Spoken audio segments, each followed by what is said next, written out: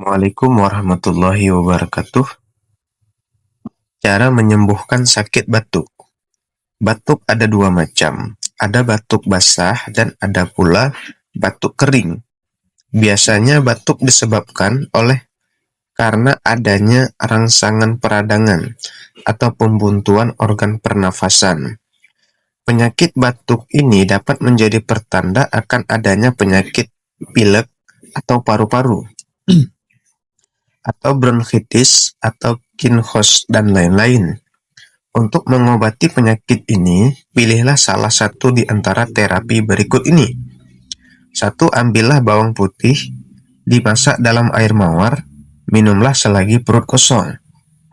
Cara yang kedua adalah ambillah buah jeruk nipis yang sudah tua, diperas airnya, lalu tambahkan kecap manis 2 sendok makan. Minum 3 kali sehari, 1 sendok makan. Yang ketiga, ambillah menyan Arab, lalu masukkan ke dalam madu dan minyak samin, dekatkan pada nyala api sampai melarut, kemudian minumlah. Yang keempat, ambillah daun sirih kira-kira 15 helai, direbus dengan air setengah cangkir.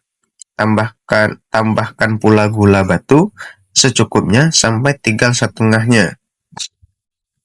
Diminum 3 kali sehari 1 cangkir.